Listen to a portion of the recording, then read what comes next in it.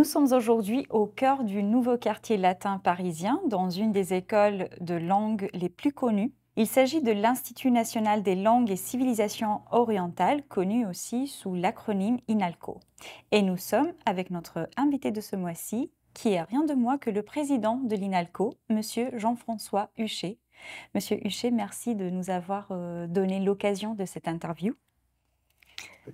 Après des études d'économie à l'université de Rennes 1 et votre doctorat sur l'économie chinoise qui vous conduit à intégrer l'université de Pékin, vous êtes nommé en 1993 pour 3 ans chercheur pensionnaire à la Maison franco-japonaise de Tokyo.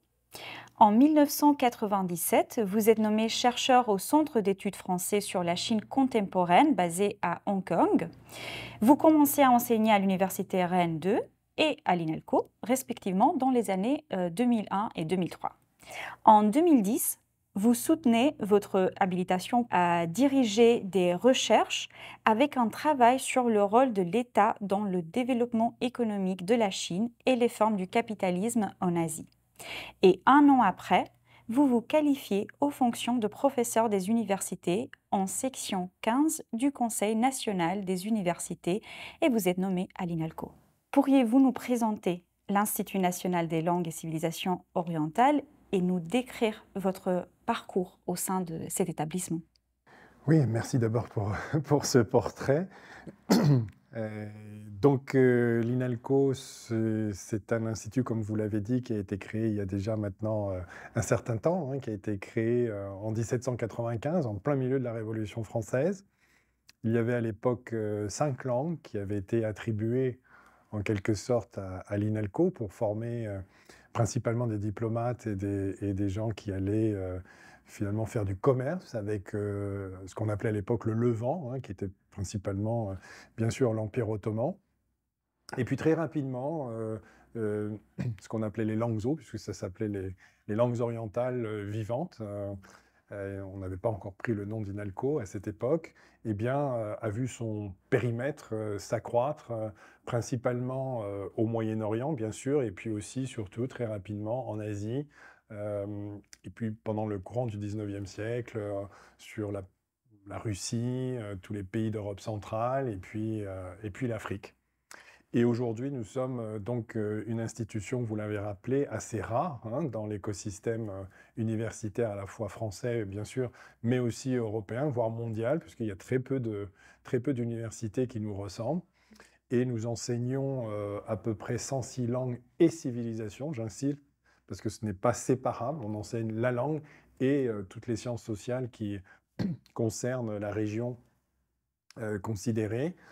Et donc, ça fait de cette institution une institution unique hein, en France et en Europe.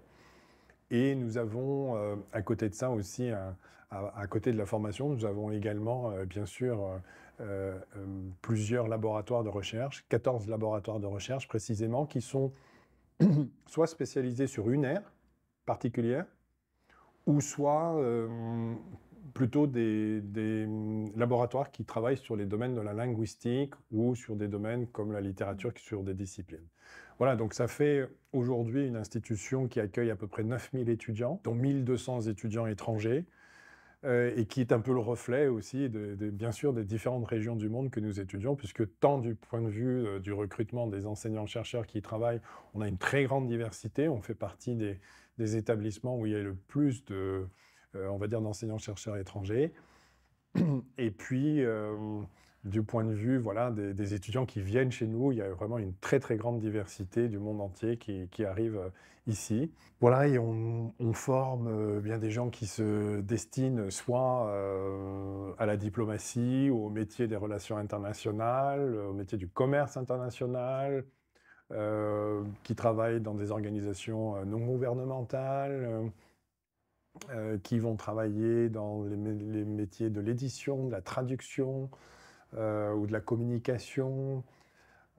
Voilà, donc bien sûr en lien avec l'international, parce que notre ADN, il est bien dans la formation des gens qui vont aujourd'hui travailler dans l'international, même s'ils restent en France, ils sont plutôt destinés à travailler aussi avec des institutions qui travaillent à l'international. Donc voilà en quelques mots notre institution. En ce qui concerne mon parcours, moi j'ai été professeur, enfin je suis toujours professeur d'économie sur la Chine et sur l'Asie ici. Euh, j'ai dirigé un des centres de recherche, le centre Asie, qui est toujours existant, mais qui a été fusionné avec un autre centre maintenant, et donc qui s'appelle l'Institut français de recherche sur l'Asie de l'Est. J'en ai été le directeur. Et puis, depuis 2017, j'ai été élu vice-président recherche, fonction que j'ai occupée pendant 2 ans. Et puis, en 2019, j'ai été nommé président de l'INALCO. Et je suis à mon deuxième mandat. Ça fait maintenant un peu plus d'un an et demi que j'ai entamé mon deuxième mandat de 4 ans. Voilà. Dans votre profession de foi, dans le cadre de votre première et deuxième élection à la présidence de l'INALCO, vous mettiez l'accent sur le terme transformation. Une politique de transformation nécessaire afin de garantir à l'INALCO une place incontournable dans le domaine des études aréales. Parmi les priorités des transformations que vous proposiez, la recherche constituait un volet particulièrement important. Quelles sont les actions menées par l'INALCO pour un meilleur positionnement scientifique et valorisation de la recherche? Alors c'est vrai que pendant assez longtemps, on nous a, je pense, de manière parfois un peu erronée, pris essentiellement comme une université où il y avait très peu de recherche, ou comme une école de langue. Or, la recherche a toujours existé à l'INALCO. Elle est vraiment très dynamique. Mais c'est vrai que pendant très longtemps, on a assez peu communiqué sur cette recherche. Et il y avait, je crois, beaucoup d'enseignants-chercheurs qui, en fait, effectuaient leurs recherches dans d'autres universités.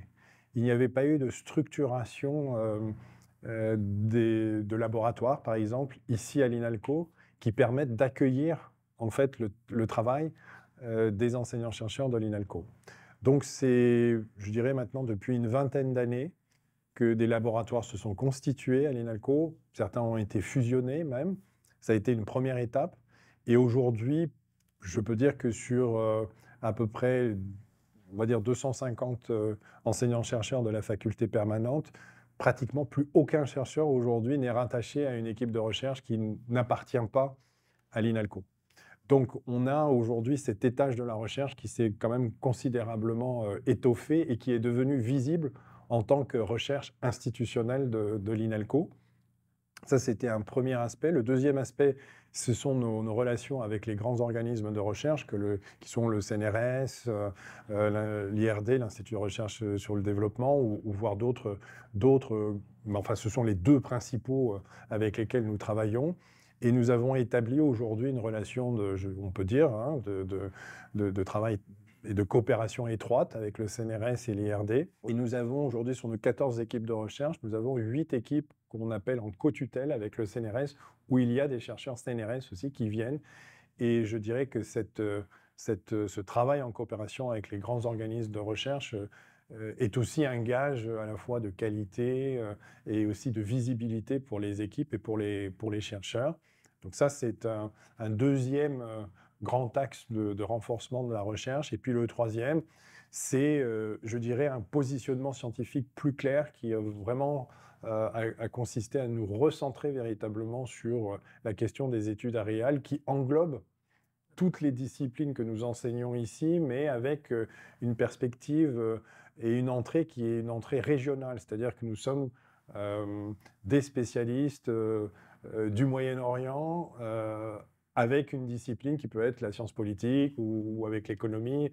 Mais à la différence d'autres universités qui vont, vous voyez, avoir une entrée qui est plus disciplinaire, nous avons une entrée qui est régionale, avec un point bien sûr très important pour nous, c'est la connaissance de la langue, puisque tous nos enseignants-chercheurs ont une connaissance de la langue et du terrain, et c'est ce triptyque je dirais très important qui fait la spécificité de l'INALCO quand nous recrutons ici des enseignants-chercheurs. C'est à la fois, bien sûr, un ancrage disciplinaire fort. Ils ont fait une thèse, un doctorat sur une discipline qui peut être l'histoire, la science politique. Et puis, ils ont une très bonne connaissance du terrain et une bonne connaissance de la langue, du terrain de cette région. Et c'est ce triptyque qui fait, je crois, une spécificité de l'INALCO très forte. Et c'est ce qu'on essaye de transmettre aussi aux étudiants, puisque les étudiants ressortent de l'INALCO aussi avec une très bonne connaissance de la langue, de la région et de cette civilisation, enfin, qui sont tous les cours de sciences sociales qui vont aller sur cette région. Et un deuxième axe prioritaire de votre programme abordait justement la reformation aussi des masters et des doctorats. Quelles sont les spécificités du coup de l'enseignement et de la recherche de votre école par rapport à d'autres écoles de langue, de traduction, de civilisation? Vous venez un peu de le dire, que vous avez voilà, un regard de- régional. Voilà.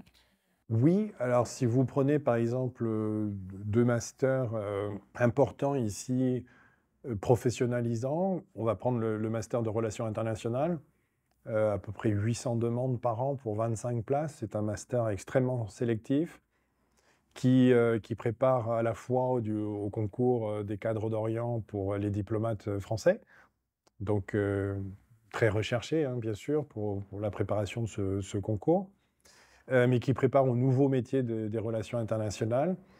Alors, ce qui nous différencie, c'est que tous les élèves et tous les étudiants qui vont intégrer ce master ont une connaissance, un niveau C1 de langue qui leur permet voilà, d'être des vrais spécialistes d'une région.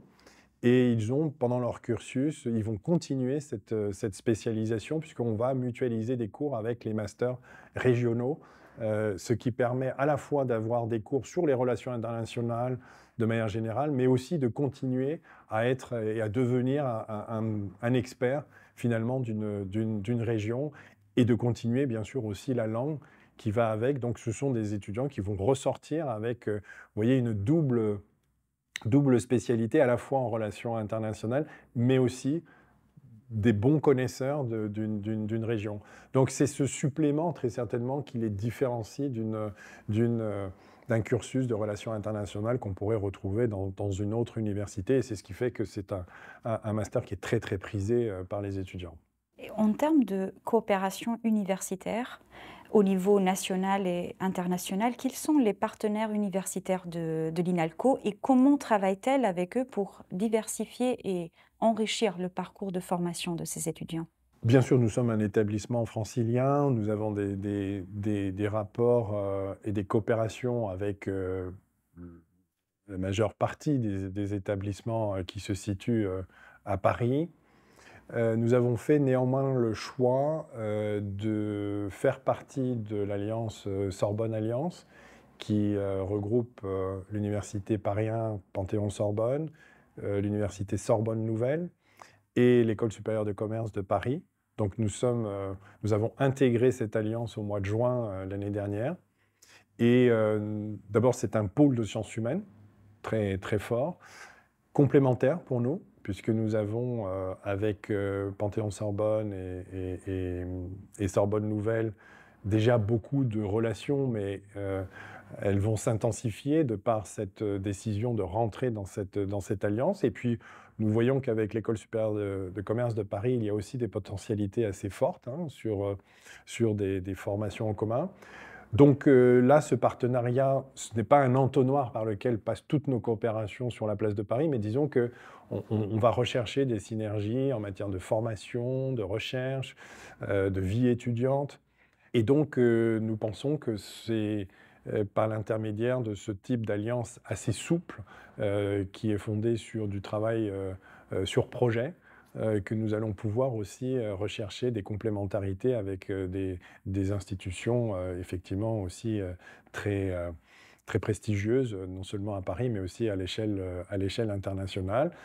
Et sinon, avec d'autres établissements, nous maintenons bien sûr des rapports bilatéraux importants sur le plan de diplômes en commun, comme nous pouvons en avoir avec notamment l'université Paris-Cité, avec lesquelles nous avons été liés pendant très très longtemps. Nous partageons des masters. En fait, nous recherchons toujours les complémentarités hein, pour nos étudiants. Nous sommes forts sur les régions. Des établissements peuvent être plus forts sur certaines disciplines sur lesquelles nous enseignons. Nous avons moins de force. Donc nous recherchons à chaque fois, par l'agilité des coopérations, nous recherchons les complémentarités que nous pouvons offrir aux étudiants. Et en termes de coopération extra-universitaire, quels sont les partenariats engagés par l'INALCO avec les organismes publics tels que les ministères ou les musées? Alors nous poursuivons une politique, heu, je dirais, active, avec ces partenaires depuis quelques années. Nous avons signé un accord de coopération, un accord cadre avec le ministère de l'Europe et des Affaires étrangères. Donc, nous avons, un partenariat, mmh, sur la question des langues puisque, les langues qui préparent au concours des cadres d'Orient sont des langues que nous enseignons. Nous sommes parfois le seul établissement à les enseigner. Je pense en particulier aux langues africaines qui viennent d'entrer au concours des cadres d'Orient. Heu, nous nous accueillons ici des enseignants, chargés de cours qui sont des diplomates et qui enseignent notamment au master de relations internationales. Nous faisons aussi de la formation continue pour, les diplomates qui partent en poste, par exemple. Nous avons des formations pour les former, à leur demande, hein, sur un certain nombre de choses qu'ils souhaitent avoir avant d'arriver en poste. Donc c'est une coopération extrêmement, fournie, et qui se développe, avec le ministère de l'Europe et des Affaires étrangères. Et puis avec les musées, on profite, d'avoir sur la ville de Paris quand même une richesse en termes de musées. Alors certains je dirais vont de soi pour l'INALCO, c'est le musée Guimet, qui bien sûr sur l'Asie est très important, mais on a d'autres musées avec lesquels nous faisons beaucoup de choses, l'Institut du monde arabe, le musée Cernucci, nous avons également le musée du Quai Branly avec lequel nous avons des coopérations, y compris qui nous mènent à développer des formations en commun avec l'école du Louvre, où nous avons par exemple une formation sur l'art océanien, qui nous a voilà, entraîné dans un très beau projet à Troyes avec le musée du Quai Branly, l'école du Louvre et l'INALCO. Et vous avez parlé tout à l'heure vous avez mentionné la diversité linguistique, la diversité aussi culturelle, qui est le signe distinctif de l'INALCO. Comment votre école encourage-t-elle cette diversité et comment contribue-t-elle à la promotion des langues rares et minoritaires dans un monde globalisé et de plus en plus anglophone? Alors ça fait partie de notre décret de création, hein. Nous sommes considérés comme le conservatoire des langues et civilisations. C'est un mot un peu vieillot, mais on y tient beaucoup. Vous avez peut-être vu qu'en dehors de cette pièce, vous avez, on le verra tout à l'heure, le mur des langues ici à l'INALCO. On a, et c'est vraiment notre ADN, c'est d'essayer de conserver une capacité d'enseignement et de recherche sur des langues qui ne sont pas forcément toutes rares. Ce sont des langues qui peuvent être aussi peu enseignées. Hein, je prends l'exemple des langues du sud de l'Inde, par exemple, comme le telougou, qui est parlé par 100 millions de personnes dans le sud de l'Inde. Donc ce ne sont pas des langues rares ou des langues qui vont disparaître, comme certaines langues orales en Afrique ou dans d'autres parties du monde, comme en Asie centrale. Donc voilà, nous, on essaye de maintenir cette capacité et ce qu'on remarque, c'est que parfois, je vais vous prendre l'exemple de l'Ukraine, par exemple. Nous avions, il y a une dizaine d'années, c'est vrai, une raréfaction d'étudiants qui voulaient étudier l'ukrainien. Et puis, au détour du conflit aujourd'hui avec la Russie, nous avons une recrudescence très importante. Et l'INALCO est identifié effectivement comme un établissement qui a maintenu une capacité d'enseignement et de recherche sur l'Ukraine. Mais je pourrais vous parler de la Birmanie ou des langues du Sahel. Donc c'est vrai que nous maintenons cette biodiversité des langues et des civilisations qui pour nous est encore une fois notre ADN, et nous faisons vraiment le choix d'essayer de maintenir, tant que nous le pouvons, cette très grande diversité. Alors après, comment est-ce qu'on ajoute une langue ou une civilisation? Nous avons bien sûr des postes qui sont financés par l'État. Mais nous avons par moments aussi des coopérations avec des institutions internationales ou parfois aussi nous sommes aidés par les ambassades elles-mêmes par le biais d'un lecteur qui peut effectivement assurer une langue, puisque les 106 langues dont je vous ai parlé ne font pas toutes l'objet d'un diplôme national comme licence, master, doctorat.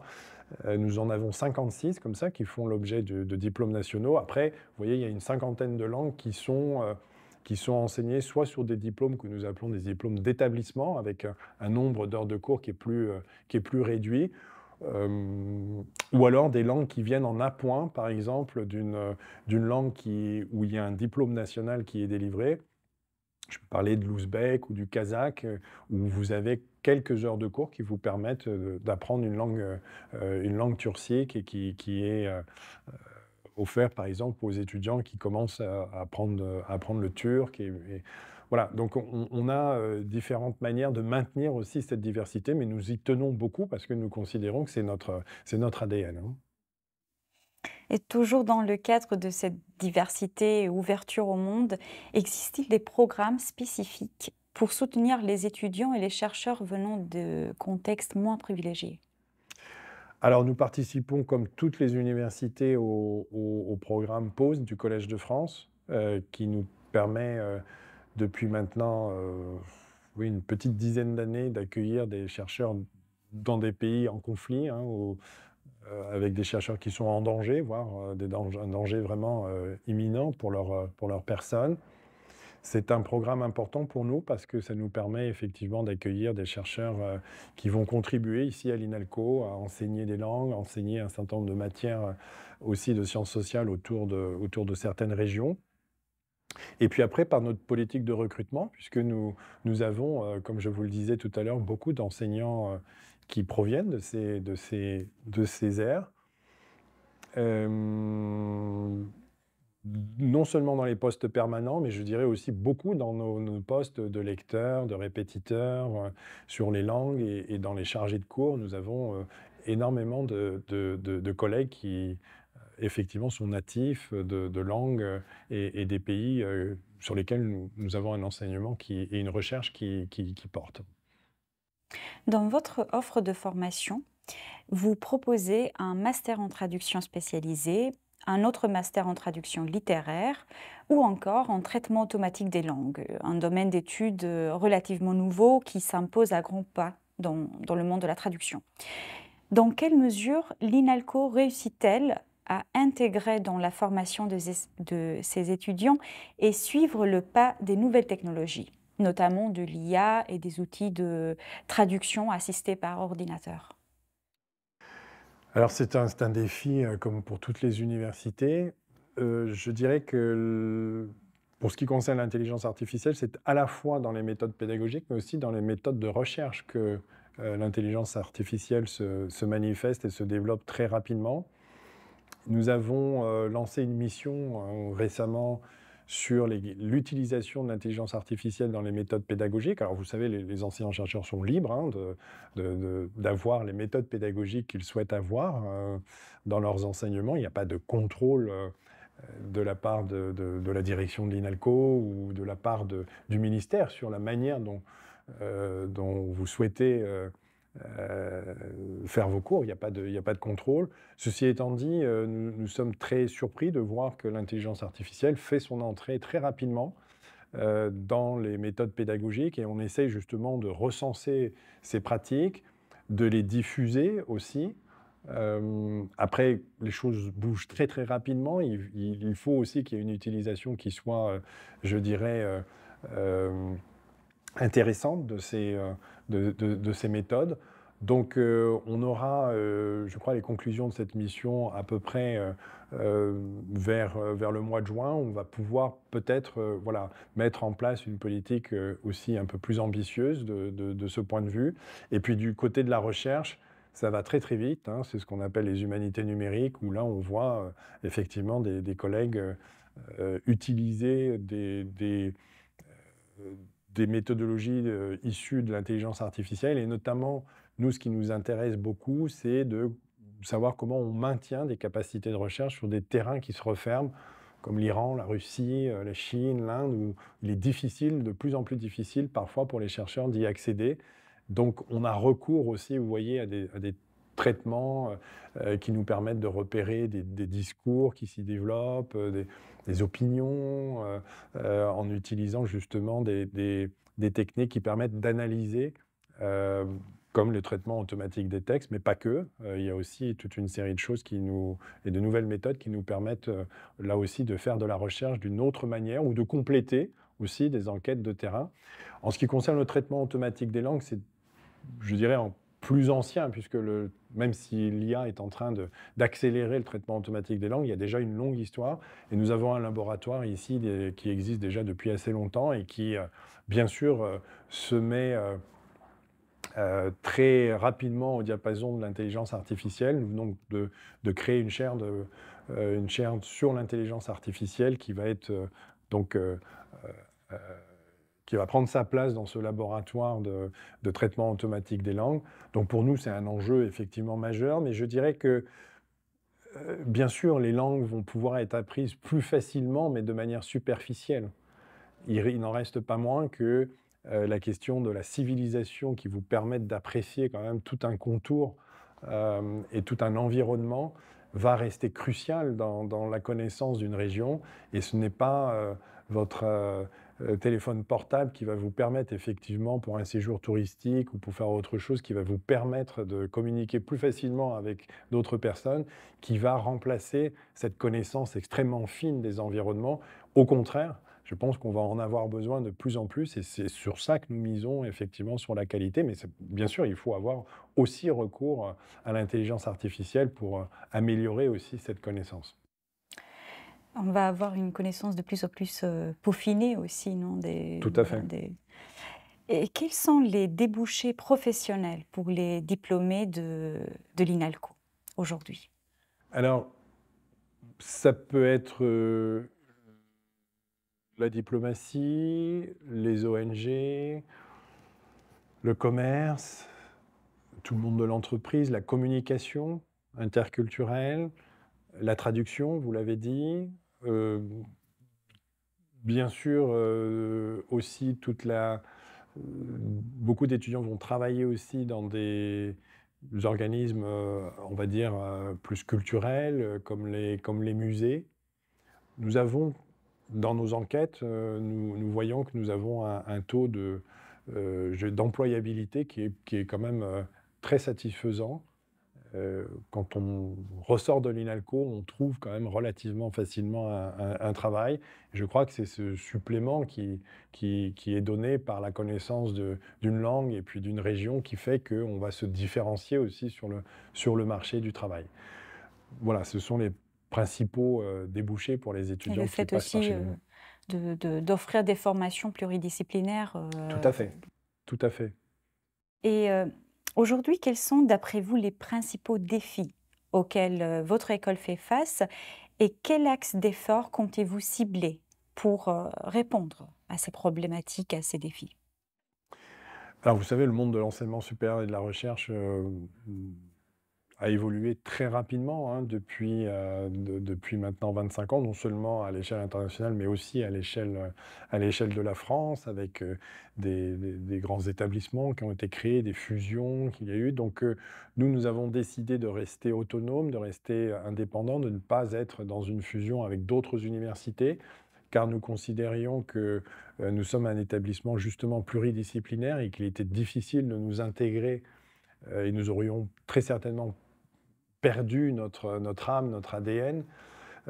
Donc c'est un choix que nous avons mûrement pensé, mais il est sûr que nous sommes un établissement de taille relativement modeste et qu'il faut bien sûr pour cela être agile, passer des coopérations stratégiques importantes pour rechercher des complémentarités, parce que nous n'avons pas toutes les ressources en interne qui nous permettent d'envisager une offre comme une très grande université qui pourrait effectivement combiner. Donc il y a des défis, je pense que le défi majeur, c'est de savoir nouer des coopérations stratégiques qui nous apportent des complémentarités à la fois dans la recherche, du travail de recherche, mais aussi pour nos étudiants, pour leur permettre d'avoir une diversité dans leur choix d'un parcours de formation universitaire.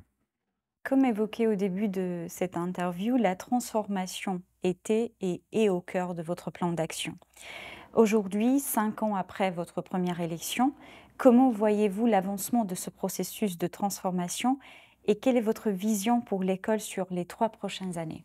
Alors je crois, et je l'ai évoqué avec vous tout à l'heure, je crois qu'il y avait une nécessité au démarrage de bien préciser notre positionnement scientifique ici à l'INALCO, parce que nous étions pas suffisamment vus sur le plan de la recherche, ou alors de manière un peu éclatée entre la linguistique, les spécialistes des régions. Donc il a fallu se raccrocher à cette question des études aréales qui était aussi en mouvement très rapide à l'international. Et nous avons, je crois, fait en sorte aussi de se rapprocher d'autres établissements européens qui travaillent sur les mêmes questions que nous, pas forcément de la même manière, notamment sur l'apprentissage des langues, mais nous avons, je crois aussi maintenant, bien précisé ce positionnement scientifique. Et à partir de là, je crois qu'il est plus facile, et nous avançons dans cette direction, de positionner la manière dont nous faisons de la recherche, la manière dont nous voulons lier cette recherche aussi à l'enseignement. Alors ce n'est pas encore terminé, et c'est pour cela que dans les années à venir, je pense effectivement que tout le lien entre les masters et la recherche, par exemple, est un lien qu'il va falloir encore améliorer. Sur la question des doctorants, de la formation doctorale, nous avons encore pas mal de travail à faire. Nous avons beaucoup avancé dans le domaine des partenariats, je l'ai dit tout à l'heure, pour nous c'est crucial. Sur la recherche aussi de financement propres, qui ne dépendent pas forcément de l'État. Ça peut être des fonds publics, hein, mais qui peuvent être des fonds européens ou des fonds qui sont sur des appels à projets. Je crois que cette culture de la réponse aux appels à projets, c'est maintenant bien développé à l'INALCO. Il était important de le faire parce que nous avons besoin de maintenir un certain dynamisme dans la réponse aux appels à projets. Nous avons également aussi beaucoup développé la formation continue parce que c'est un aspect très important pour les universités de pouvoir former tout au long de la vie et d'avoir, je dirais, une exposition à la société française qui est importante, et la formation continue est importante. Et puis enfin, de manière générale, je dirais, c'est aussi les rapports avec la société. Nous organisons beaucoup d'événements scientifiques ouverts au grand public. Nous essayons effectivement de répondre aussi, en tant qu'université qui est dédiée aux sciences humaines et sociales, à la compréhension en fait bien des questions liées à la diversité internationale, aux conflits internationaux.